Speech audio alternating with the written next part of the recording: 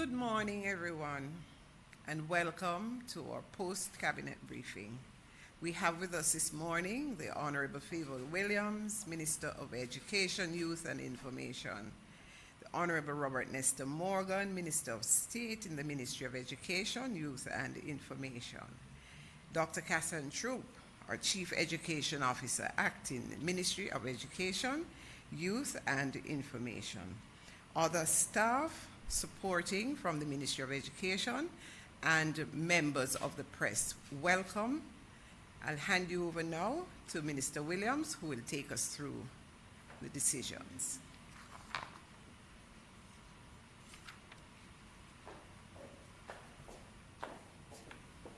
Thank you, PS. Good morning, everyone. Let me acknowledge as well our Permanent Secretary Acting, Dr. Maureen Dwyer, our Chief Education Officer, Dr. Cassan Troop, and I know that our State Minister, Minister Robert Nestor Morgan, is online. Oh, he's online. Good morning, Minister Morgan.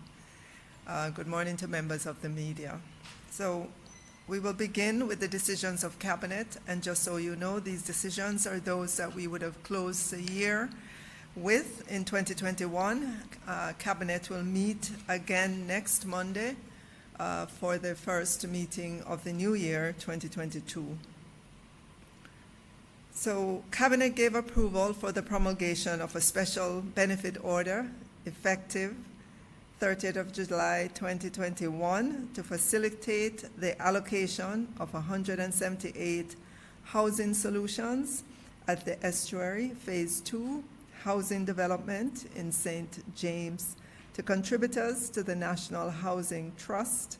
Cabinet also gave approval for 2 persons from the disabled community to be included in the reservation of 50 solutions for persons whose income place them in the 0% income band and who would be allowed to join with individuals in higher income bands for the purpose of affordability.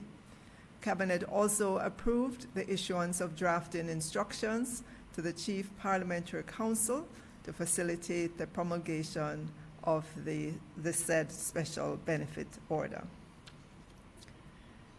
Cabinet also gave approval for the Minister of Foreign Affairs and Foreign Trade to participate as a member of the Advisory Board of the International Women's Network, an initiative of the European Union, Latin America, and the Caribbean International Foundation. The EU LAC, International Women's Network, is an initiative of the President of the EU LAC Foundation, acting as a bi-regional platform to support the international commitments of the 2 regions around the gender agenda. The principal goal of the International Women's Network is the promotion of public policies of international scope for the generation of gender equality and equity environments in Latin America and the Caribbean and the European Union. Cabinet gave approval for the bill entitled the Trafficking in Persons Prevention, Suppression and Punishment Amendment Act 2021 to be introduced in the Houses of Parliament. The principal act is being amended to deal with fines and penalties. We also had amendment to the Agricultural Produce Act. Cabinet gave approval for the amendment of the Agricultural Produce Act in order to strengthen and modernize this legislation for the purpose of effectively regulating trade and movement of agricultural produce. Cabinet also gave approval for the consequential amendment to the Rural Agricultural Development Authority Act to empower the Rural Agricultural Development Authority, to collect payment in relation to the proposed amendments, consequential amendment to the Predial Larceny Prevention Act to make the definition of agricultural produce consistent with the Agricultural Produce Act as amended, and the issuance of drafting instructions to the Chief Parliamentary Council. Cabinet gave approval for the acquisition of the leasehold interest for the unexpired term of the lease in property located at 24 Grove Road in Mandeville, Manchester, at a cost of $10,435,000 for the purpose of relocating the Manchester Justice Center. The Ministry of Justice seeks to improve the physical infrastructure involved in the delivery of justice services to the people of Jamaica and is in the process of increasing access to justice services across the country. The justice centers will be equipped to handle justice-related matters such as child diversion, restorative justice, and dispute resolution, and will serve as a point of contact between custodies and justices of the peace. Cabinet also gave approval for the reassigning of the said property to the Ministry of Justice. We will turn now to the reports. Cabinet received and approved the following annual reports and or financial statements to be tabled in Parliament. Annual report and audited financial statements of the Toll Authority for the 2019-2020 financial year. Annual report of the Caribbean Maritime Institute, CMI, for the financial year 2014-2015. Annual report of the SCJ Holdings Limited for the year ended March 31, 2015. Annual report and audited financial statements of the Jamaica Agricultural Society, JAS, for the year ended March 31, 2019. Annual report and audited financial statement of Devon House Development Limited for the year 2020-2021. Annual report and audited financial statements of the Kingston Container Terminal, KCT Services Limited, for the 3-month period, April 2016 to June 2016 of the 2016-2017 financial year. We move now to contracts, and we have quite a number of contracts that the Cabinet approved, and I'll move through them quickly. The first is Cabinet ratified variation number 3 of a contract by the Port Authority of Jamaica to MZ Holdings Limited in the amount of $26,872,864.20 for the provision of security and dispatching services at the Port of Ocho-Rios, Ocho-Rios Port Ship Terminal, and Ocho-Rios Fishing Village and environs of the Falmouth Cruise Ship Terminal for the period September 1, 2020 to August 31st, 2021. Cabinet also approved variation number 4 of a contract by the Port Authority of Jamaica to MZ Holdings Limited in the amount of $7,269,177.60, including general consumption tax, GCT, for the provision of security services at the Ocho-Rios Cruise Ship Terminal and Ocho-Rios Fishing Village for the 6 months period September 1, 2021 to 28th of February 2022 on a 24-hour per day basis.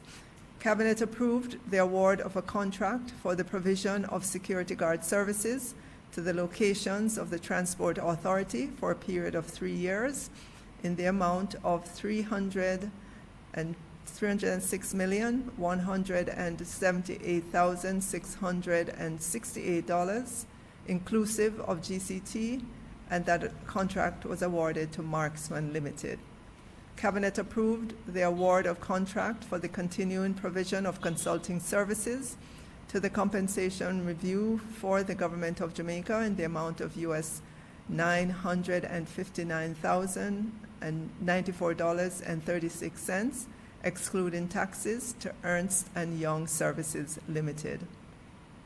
Cabinet approved the award of a contract for the provision of ships handling or marine services for Petrojam for a period of 3 years in the amount of $268,628,487, inclusive of GCT, and that contract was awarded to A.E. Parnell Company Limited.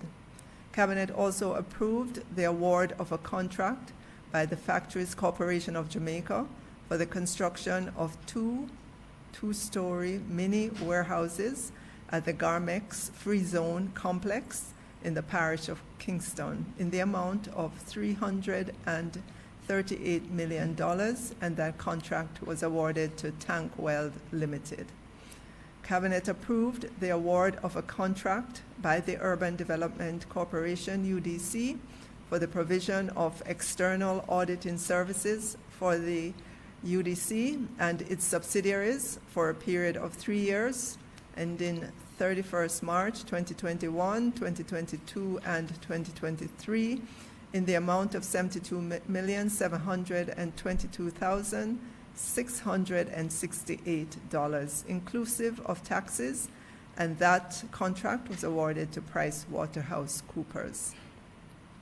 Cabinet also approved the award of a contract for the renewal of insurance coverage for the Jamaica Urban Transit Company Limited, JUTC, through Marathon Insurance Brokers Limited for the period October 1, 2021 to September 30, 2022, with the recommended insurers being Advantage General Insurance Company and Lloyd's Insurance of London, and premiums as set out in the approval.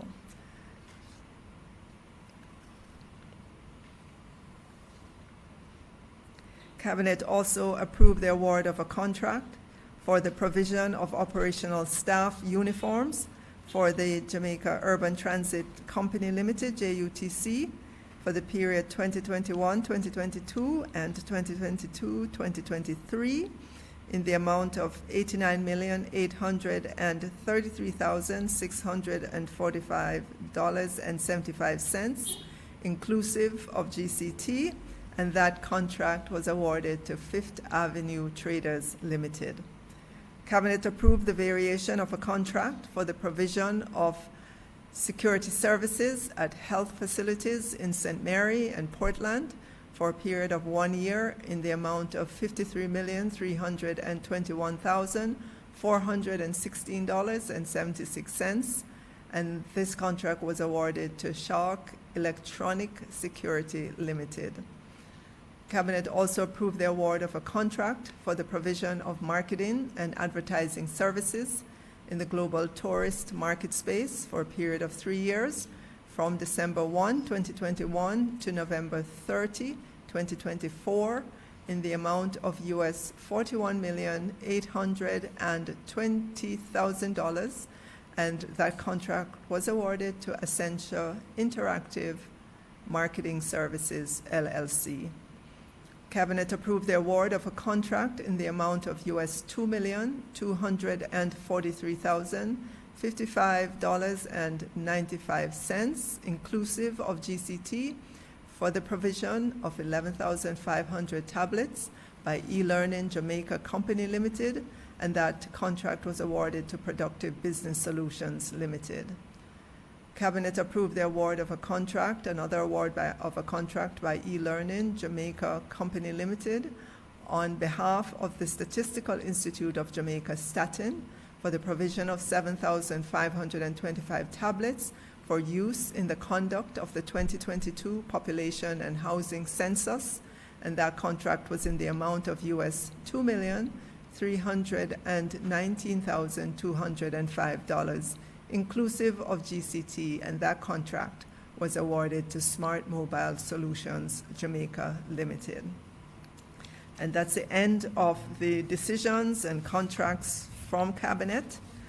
Let me just say a few words in terms of the new school term. So the Easter term would have started on Monday, and it commenced with 608 schools reopened for face-to-face engagement.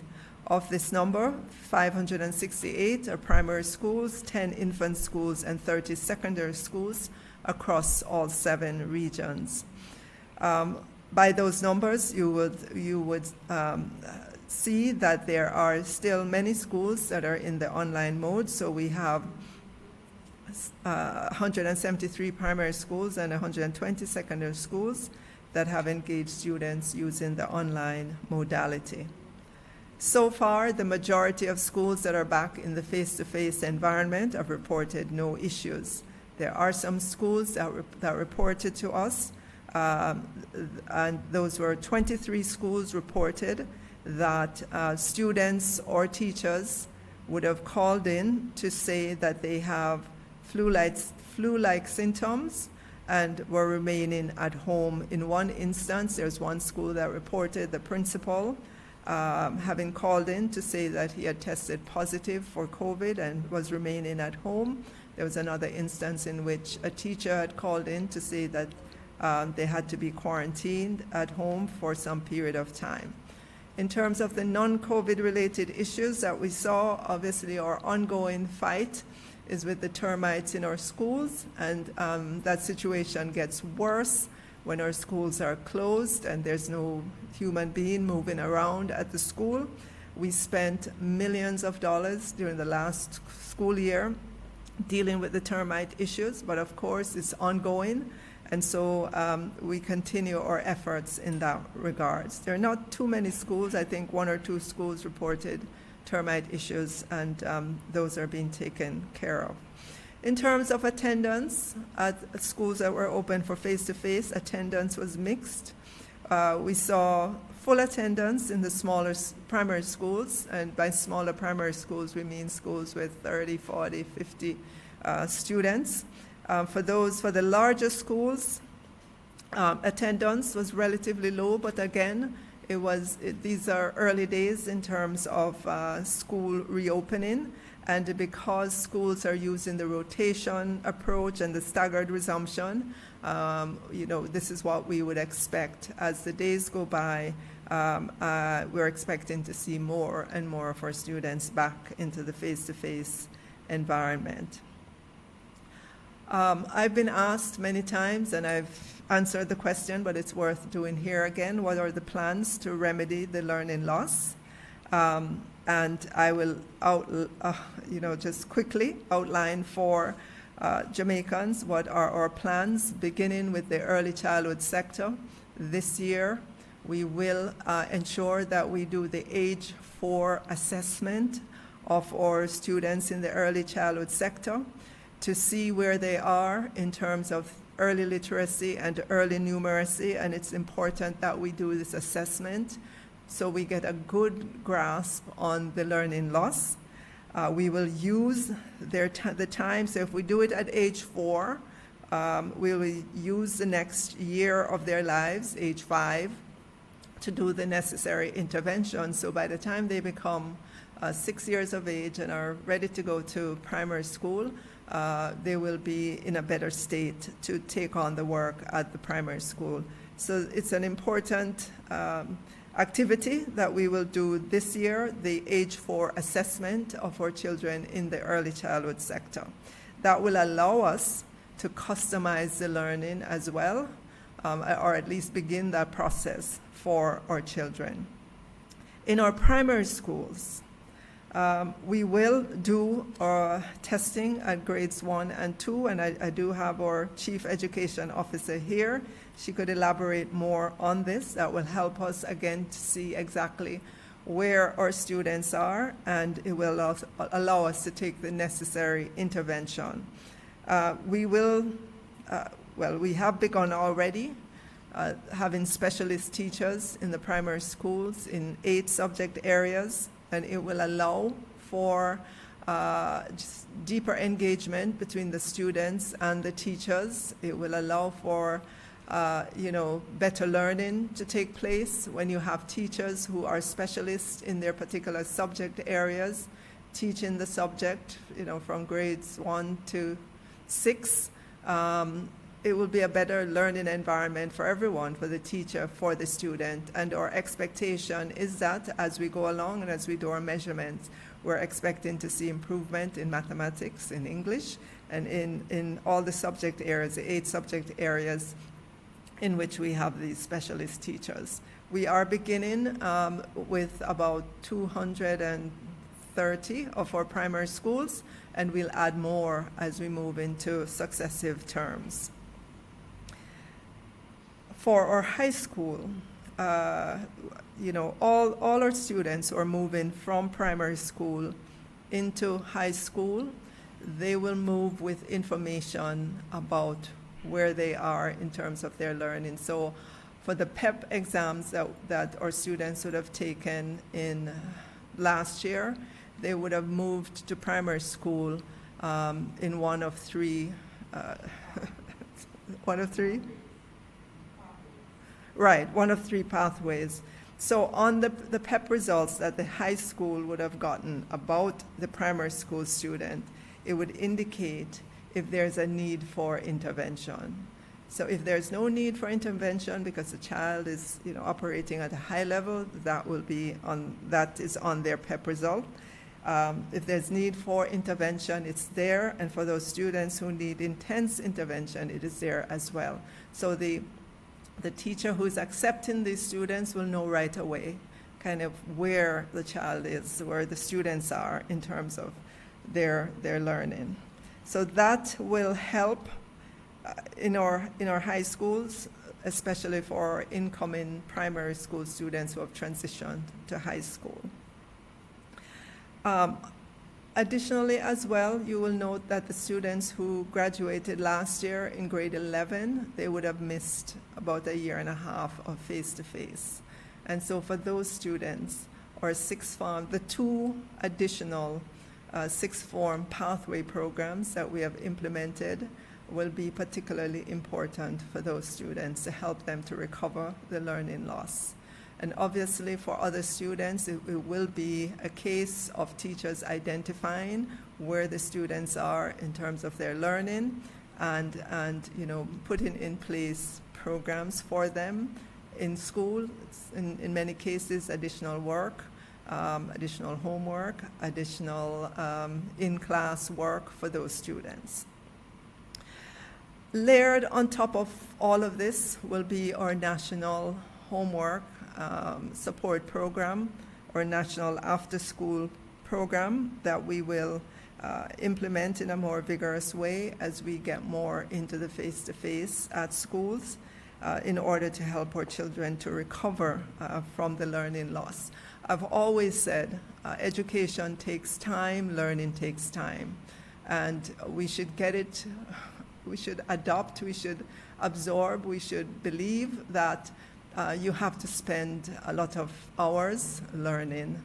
There's no getting around it. If you look at other countries that excel, whose students get high marks, they put in the work. And we have to do the same in Jamaica. And that's why we believe the national homework support, the national after-school support program that would be available for all of our students, either using the virtual world or face-to-face, will be important, because simply going to school for 5 or 6 hours during the day with all the activities at school is not enough for our students to learn. We know that in Jamaica, over the decades, many parents with means get private tutors for their children. Why? Because they realize that learning takes time. You just need to put in more hours to really excel at what you're doing. And it's not just in education. Take any field. If you want to be good in anything, you have to put in the hours. If you want to be a good runner like Usain Bolt, you have to put in the work. If you want to be a good pianist, a good computer programmer, a good doctor, a good lawyer, you have to put it in. So in education, we have to get to that point in Jamaica where we realize that, yes, our children really need to buckle down to their work and really excel. It's within all of us. There's no child who's going to school that cannot do maths. It's within us. There's no child going to school that can't do any subject. It's the attitude that we have. It's the attitude that we inculcate in our children that will determine whether they succeed or not. Obviously, there are other variables in the environment as well that we have to deal with, but having the right attitude is a large percent of that. So that's what I have to say about education this morning and getting back into the face-to-face environment. Yesterday I was out at Rock Hall Primary School, and it was a joy to see the students come back. They were singing, they were having devotion. Of course, they were all in their masks. They were observing the physical distancing, and I think our children get it.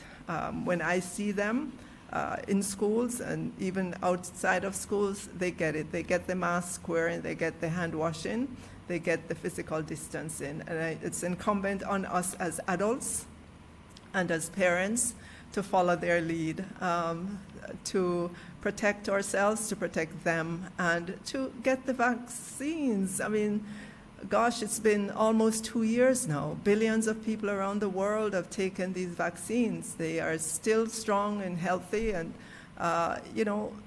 truth of the matter is we can end this pandemic. We know how. It's within our reach to do so. But we have to do those things that will cause it to end, and one of those is to become vaccinated. Thank you, ladies and gentlemen.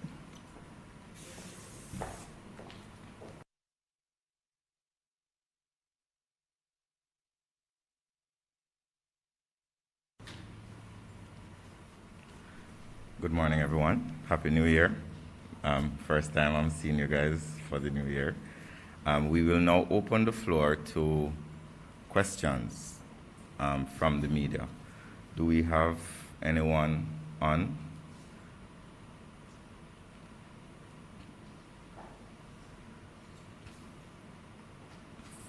Yes, good morning. Could you Minister. state, is this Kimon Francis? Yes, right. Thank you very much. You may pose your question. All right, I actually have several, but I'll go with two right now. When will the Orlando Partisan Education Commission report be made public? And did the government facilitate talks between Palacios and the U.S. while he was being held here? As it relates to the foreign affairs matter, I think that the best avenue would be directly through the Ministry of Foreign Affairs and the Ministry of National Security. As you would imagine, that matter relates to an international extradition / transfer of a suspect. I would not be armed with those details to answer you as it relates to that. It would have to come directly from the Ministry of National Security and Foreign Affairs. As it relates to the Partisan report, it is now, Cabinet has considered it, and we expect that later this month, the report will be made public so that people like yourself can analyze it and give the public knowledge as to what it contains. But with respect to Palacios, the Palacios issue, international media, well, such as the Associated Press, has reported that Jamaica, Colombia, and the U.S. did collaborate to get him out of Jamaica and to the U.S. So it's a yes or no. I'm not asking for detail. Well, I cannot confirm or deny. I'm not, as I said to you, armed with the facts on that matter. The issues of extradition and persons who are suspected of high crimes is a very sensitive matter, and to not mislead you or to not speak imprecisely, I think what we could do is you could send me your question and I'll personally attend upon the Ministry of National Security or Foreign Affairs and then give you the response that they have given. Okay, not a problem. Thank you very much. Am I allowed to go again, or? Well, maybe we should give somebody else a chance and then you can continue after. We have Althea Saunders from the Jamaica Observer. Ms. Saunders, Happy New Year. Althea? Althea, see your hand up. Can we move on until she sorts out her technology? I see we have Mr. Edmund Campbell from the Gleaner. Mr. Campbell, could you go ahead, please? Good morning, Mr. Morgan. Good morning to the ministry team, and all the very best to you for the new year. Happy New Year to you too, sir. Very well. All right, I have several questions, but I'll start with the first three.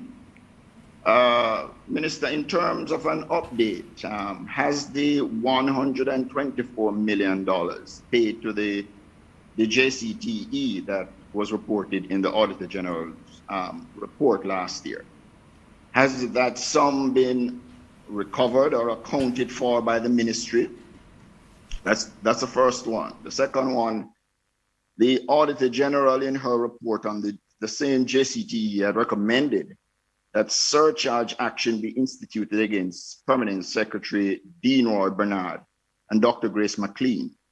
What decision has been made on this recommendation at this time? And the third question is, will Dr. McLean be returning to the Ministry of Education this month or anytime soon, and in what capacity?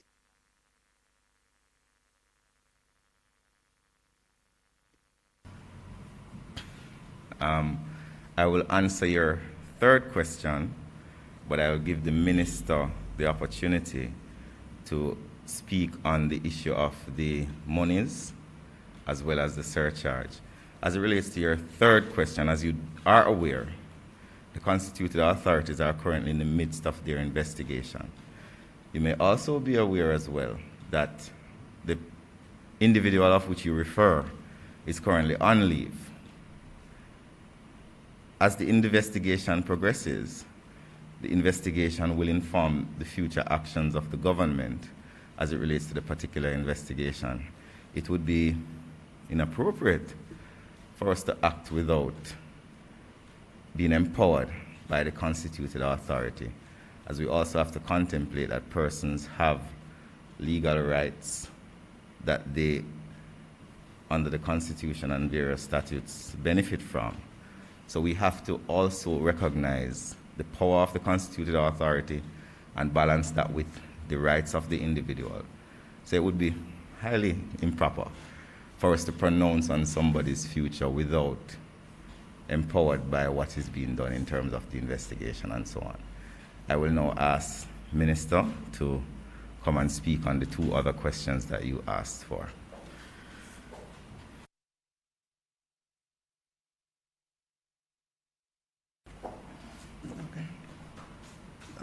So, Mr. Campbell, you asked about the $124 million that was paid to JCTE, and I think the question was, has it been recovered? To say, well, the investigations are still ongoing. Investigations are being conducted by Financial Investigation Department, FID, and the MOCA. The investigations are continuing, so no, there has not been any recovery yet of that $124 million. With regards to your question about the surcharge, was there any surcharge action? Surcharge action was taken by the Ministry of Finance and the Public Service, and letters would have been written to our Permanent Secretary acting in that regard, and I know that she has taken the necessary steps to deliver the letters that would have come to her. Thank you.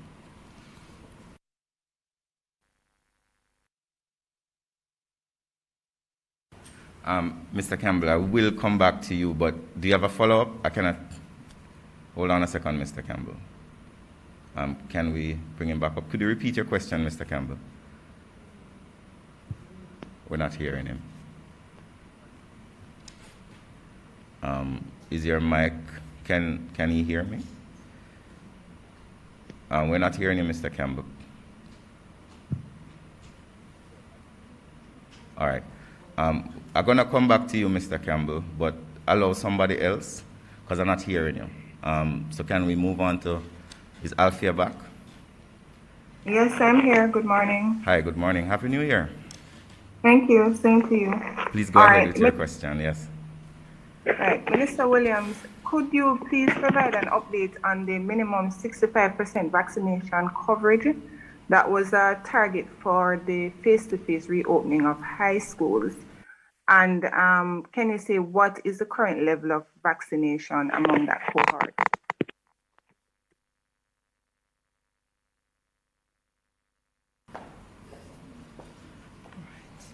So last year we would have announced that we would like our schools to get to a 65% vaccination target among the school's population, And of course, we set about doing a number of vaccination blitz. Last time I checked, we had done well over 200 such vaccination blitz all across our secondary schools. Despite all that effort, we were only able to get to 32% at the end of December. We're still continuing vaccination efforts in our schools, but as of this moment, that 65% target is something still to be worked towards. However, we have indicated that all students can come back into the face-to-face environment, and you would have known that the 65% target would have been the national target for Jamaica as well as for the education sector.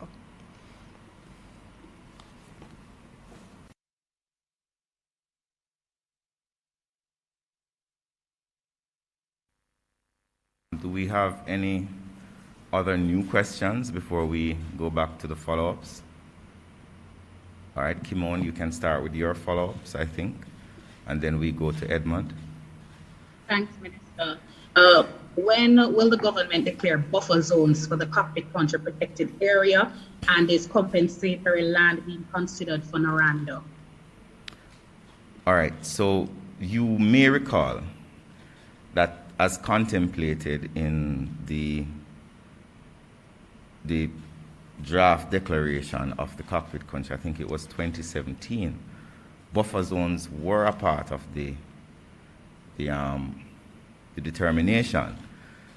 The fact of the matter is, however, that we have yet to fully perfect the legislative aspects of the cockpit country. So while the government is honoring the cockpit country protected area in spirit, and we are almost complete with the ground truthing exercise being carried out by the Forestry Department, the fact is that legislatively there hasn't been any legislative action or gazetting of what would be in future known as the cockpit country protected area, even though we are ensuring that there's no mining taking place in what is the proposed protected area as we do the ground truthing and as we make the necessary adjustments. So yes, buffer zones are a part of the cockpit country protected area. As you may recall, there are various water resources there, flora and fauna, maybe archaeological assets there as well. So it's a very important area for us, and the government has done a lot of work since 2016 to ensure that the area is protected and that there is no mining in the proposed cockpit country protected area as well as the proposed buffer zones. Your second question was about compensation for Naranda? Right. I don't know, I can't respond to that. That's a very new one. I would have to refer to the Ministry of Mining to get a response on that. But to jog in memory, the contention, as you may be aware, was questions by environmentalists as to whether the proposed mining areas that Naranda was entitled to based on long-standing contracts that existed long before this government, would compromise the integrity of the cockpit country and the assets that it has there, natural resources. And a lot of work was done over the last 3 to 4 years to find reasonable compromises that fall on the benefit of the environment rather than the benefit of the extraction of the resource. So the recent announcement by Minister Montague is in the same spirit of ensuring that as much as possible we will do everything we can to ensure that the cockpit country protected areas proposed and areas surrounding it are protected. And even where, in this case, you see where an area way outside the protected proposed area has been approved for exploration, there are stringent criteria that have been put in place, not just to protect what is there in terms of physical infrastructure, but also to protect persons who may own land, who may live proximate to any mining activity. I was listening where it was advised that one of the closest areas was about 1+ kilometers away, and there will be stringent monitoring of dust pollution and those sort of things. So I don't know, and we will have to speak to Minister Montague about it as it relates to compensatory land for Naranda. I don't know, I cannot comment on it. What I can speak about is the significant work that has been done by the Jamaica Bauxite Institute, by National Environmental Protection Authority, by the Water Resources Authority, by the Prime Minister himself, by the Partnership Council, by environmentalists such as Jamaica Environment Trust, and several other organizations to come to a settled position on an issue that has been dogging us as a country since independence. And we are very happy that we have reached this stage. There's a lot more work to be done as it relates to the protection of our resources. But we are confident that the work that we have done over the last several years has been to the benefit of the environment and the country. But Minister, as it relates to the buffer zones, while they have been identified or written in, when will they be declared and when will legislation come? Is there a legislative push? There is a legislative push. So let us look at, and we can go into the rudiments of the legislative process, but I won't bore you with that. So you have a policy, then you have various legislative papers in Parliament, and then you have a bill. In this case, you probably are going to have to amend certain bills. But what has happened over the last 4 years, several processes have been taking place concurrently. So we had the consultations with the stakeholders, persons within the space, persons within government entities, persons within private business, as to where could the government go with the cockpit country, if you remember. And there was a lot of conversation within the society. There are various positions as it relates to where the cockpit country ends and where it begins.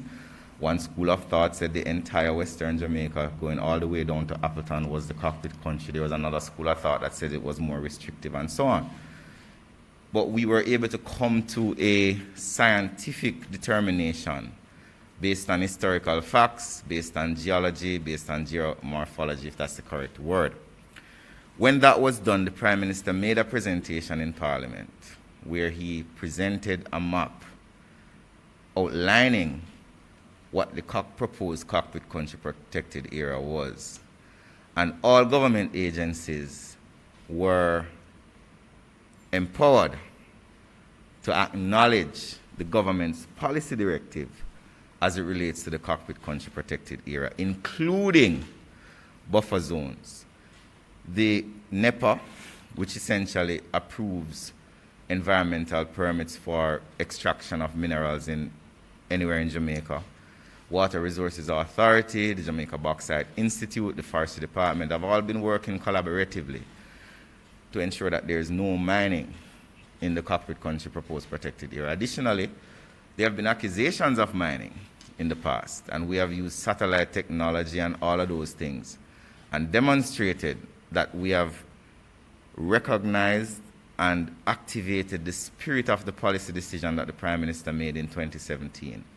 So you can be assured that as the concurrent process of legislative change rolls forward, that the government has already started acting as if the law is already in place, which is that there will be no mining in the cockpit country protected area and the buffer zones associated with it. And you know, Kimon, the speed at which legislative change happens within our society is something that we need to improve. But we're not waiting on that to act and protect. We're protecting and acting as we are obligated to do. Thank you. Ricardo Brooks from Nationwide News Network. Happy New Year, Ricardo. Happy New Year, Minister. Good morning. 3 quick questions. First of all, can you say when the country can expect the tabling and passage of the new Firearms Act and the Enhanced Security Measures Act? Also, following up on what the minister said, has the acting permanent secretary yet advised Mrs. McLean of the surcharge, and when can we expect her to remit those payments? And thirdly, does the minister retain confidence in Dr. McLean to return to the ministry as permanent secretary when her leave ends? Thank you, Ricardo. I see you have started off on the front foot, but we too have some cricketing skills. The first question, well, let me answer the question about confidence. I think it's I would say, an unfair question to ask the minister in light of the fact, as you will be well aware because you reported it extensively on your station, that there's an investigation taking place. So it is a bit premature to even ask the minister about confidence, as the minister would not be in a position to express confidence or a lack thereof in light of questions and investigations. The only thing I will say on behalf of the minister is that persons within our legal Commonwealth jurisdiction are innocent until proven otherwise. So we await the outcomes of the investigations before we make any pronouncement on any person's guilt or innocence. The second question about surcharge letters, they have been furnished with the persons. They have been delivered to the persons in question. It is now for the persons in question to activate whatever mechanisms within 30 days. Yes, they have 30 days to respond, and they are empowered to activate whatever personal action they seek to take in that regard. That's a matter that is managed by the Ministry of Finance. The ministry has just been a conduit for transferring the information. What was your third question, Ricardo? The amended Firearms Act and the Security Measures Act, enhanced one. When do we expect those to be tabled? You do know that the Prime Minister spoke about the Firearms Act in his New Year's message, and the Minister of National Security, as well as the Attorney General and others, have spoken about the enhanced security measures legislation. I can tell you that those pieces of legislation are very far down the wicket in terms of drafting, and I think the government has expressed its commitment to reform some of the laws that deal with safety and justice, particularly laws that directly impact incidents of crime. So I suspect in the new parliamentary year, you will see some movement on those two pieces of legislation. But if you notice, I'm very careful in my pronouncements, because I cannot pronounce on behalf of Cabinet as it relates to these things. So that while we know that the legislation is far down the wicket, we still have to wait on the Minister of National Security as well as the Prime Minister, who are both leading these two pieces of legislation, to pronounce on them. So that's as much as I can say to you about that. But expect good things this year. I think Edmund had a follow-up question. Yeah, are you hearing me now, Mr. Morgan? Perfect, Edmund, perfect. All right, very well. No, I just wanted clarity came based on your response just now in one respect. But could you also just explain to the public the implications of the surcharge in relation to the persons? And moving on to another issue, Minister Morgan. In the throne speech in February last year, it was announced that the Children Adoption Amendment Bill, the Child Care and Protection Amendment Bill, and the amendment to the Access to Information Act and regulations would be brought to Parliament this legislative year. I think your ministry is responsible for these pieces of legislation. Could you tell us when these pieces of legislation will come to Parliament, and also indicate to us whether the ministry or the minister has taken any particular piece of legislation to Parliament during this legislative year? It ends next month, but to date, has she taken any legislative issue to Parliament? And there is an issue, Minister Morgan, last year, I think the Minister of Finance Edmund, could you're asking, I mean, you're bowling some very strong balls here. You should give me a time to settle in the crease.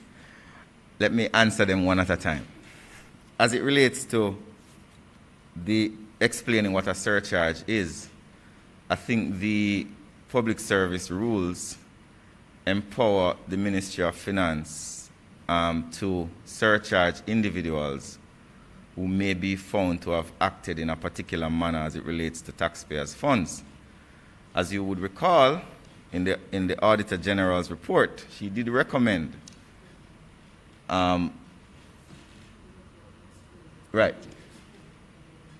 she would have recommended surcharge based on opinion that the individuals would have brought undue exposure to the government in terms of taxpayers' dollars. You would recognize that I'm being very careful in my wording, because the recommendation of a surcharge doesn't necessarily mean that the person is convicted of a crime. So what has happened is that, based on the recommendation of the Auditor General, the Ministry of Finance, which has responsibility for these issues, has acted on that recommendation. And we all will have to wait to see what the outcome of that action is. It's a bit unprecedented, Edmond. I don't recall in my life as a journalist or being proximate to government that we've ever had such a action taken by the Ministry of Finance. So it is something that we all have to, as citizens and public servants, observe keenly to see what the outcome of it is. As it relates to your other questions about the Child Care and Protection Act and Adoption Act. So we have been speaking about this for over a year, and a little background is that the Adoption Act has not been really reformed since it was put in place in pre-independence, I suspect. And the last time it was tinkered was in the 80s. Now we, and under the minister's direction, made a conscious decision when we became ministers on September of 2020 that the Adoption Act is one of the priority legislation that we have to reform. It has been a very difficult law to modernize. There have been dozens of consultations over the last 20 years with varying opinions as to what adoption should look like and how it should manifest in legislation. Additionally, there have been conventions that have been signed by Jamaica, which would impact the Adoption Act. So it's not just a new Adoption Act, it's also about contemplating whether or not the new act acquiesces to what the government of Jamaica has agreed to be in international fora. But I can say to you that we have finished the policy. We finished it, I think it was in the second week of December. We spent a lot of time reviewing the draft policy and we finished it. We're supposed to have a legislative meeting today where the policy should be presented to legislative meeting. But that is not the end of the process. After that process, when it leaves the Ministry of Education, Youth and Information, it now has to go to the Ministry of Finance.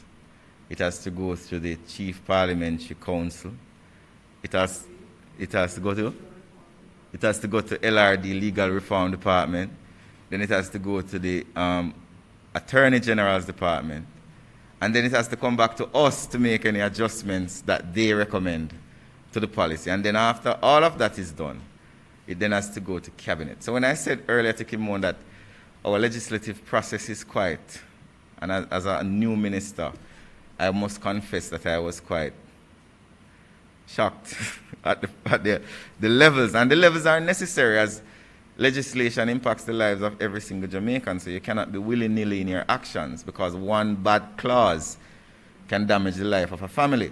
So where we are now is that the policy from the Ministry of Education's perspective is finished and to be approved by our legislative committee, chaired by our minister today. And then that will now go to the various agencies and offices. Child Care and Protection Act, we're a bit further down the line with that. As you know, that act has been pregnant for review for a long time. You would remember that Minister Kamina Johnson-Smith tabled her private members in the motion in the Senate in, I think, 2013, coming out of the the killing of Kian Lamont, who was a pregnant woman in St. Thomas, and that predicated her to ask for the reform of the laws that deal with the assault of women and so on, laws that deal with how the vulnerable are treated, laws that deal with how children are treated. The previous administration, I think, started the Joint Select Committee, and then it was paused for whatever reason. We started it up back, and we completed the reform in, I think, 2018, the review. It was sent to the ministry. When we came in September, we saw it, and we decided to press gas on it. We did a lot of work. We consulted with a lot of external persons as well as internal. The CPFSA has been integral in it, as well as members of civil society, some members of civil society, as well as other technical persons in academia. We have finished the draft amendment document, and that has now been sent to the relevant entities that I mentioned earlier for their review. One of the things that is very important, though, I want to mention to you, and this is something that we're pushing hard on because Cabinet has mandated it, and it's to deal with the issue of quote-unquote uncontrollable children being placed in juvenile facilities, essentially jail or prison. We as a government do not believe that is appropriate, and though we have put in place systems such as the child diversion process, there are still learned judges who continue to place children in penal facilities. So we have pulled out Section 24 out of the CCP, and it's our intention to repeal it totally, to remove the possibility of a judge using their discretion to place a child in a penal institution when they have not been charged with a crime. So that is where we are with that.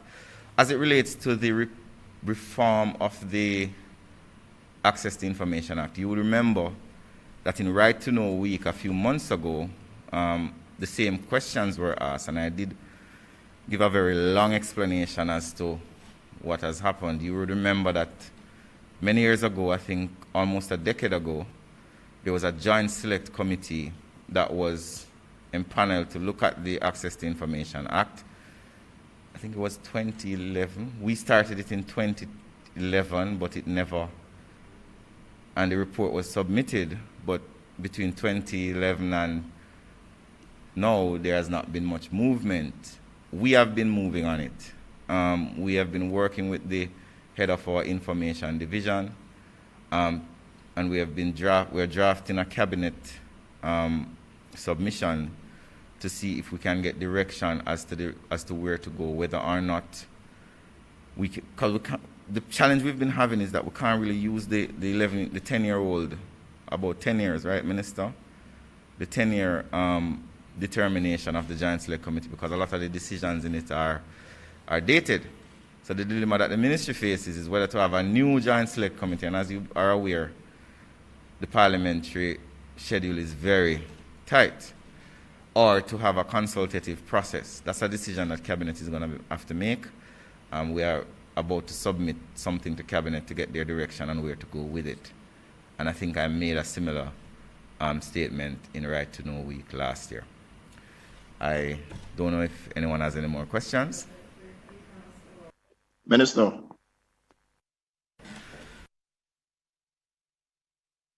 Mr. Campbell, I think you questioned whether or not, since we've been there, if we have taken any legislative action.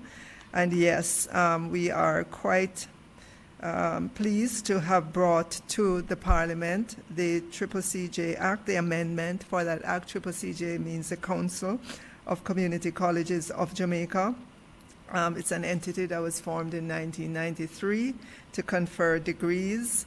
And during that time, they operated without the backing of the law to confer degrees. And so that amendment was done. It was one that when we came to the ministry in 2020, we realized the exposure that existed and took immediate action to ensure that that act was amended so that the Council of Community Colleges of Jamaica would be on good legal standing. Additionally, for this legislative year, our plan is to bring the Jamaica Teaching Council bill to Parliament. We have done a lot of work on it for years, many, for over a decade. This bill has been going back and forth, many consultations with the Jamaica Teachers Association and other stakeholders. It's gone through many ministers, many permanent secretaries. But here we are. We've done the final work on it, and we are expecting that before the close of this legislative year that we will be at Parliament with the Jamaica Teaching Council bill, it's a bill to increase the professionalize or to improve the profession in terms of persons in the profession, persons seeking to enter the profession of teaching, and to put it on par with other professions. In the legal profession, there is an entity that sees to the good governance of persons in that profession. We have similar in the medical profession and others in the real estate profession and so on. The teaching profession does need its own counsel with the backing of the law to ensure that it works well and that it is as professional as it can be. Thank you.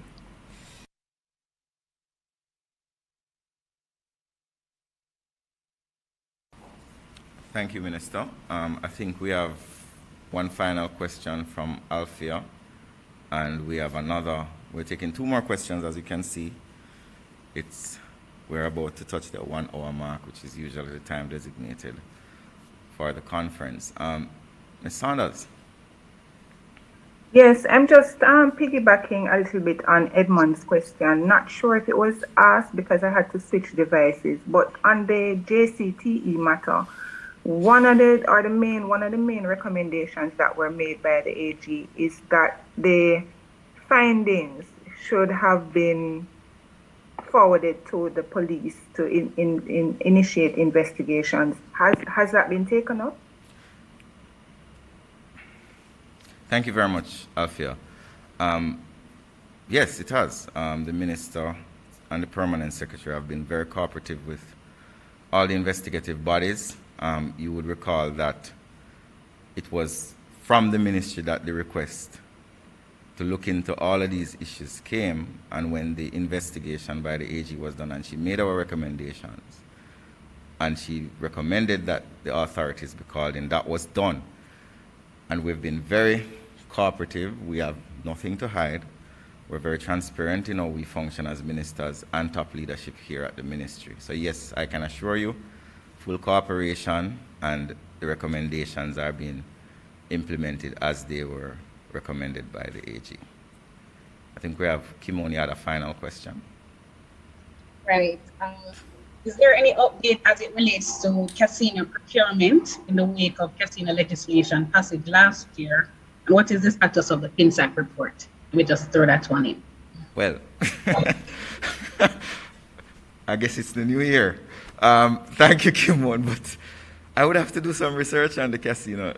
Minister, has there been any casino legislation? I think the casino legislation was passed, and it was,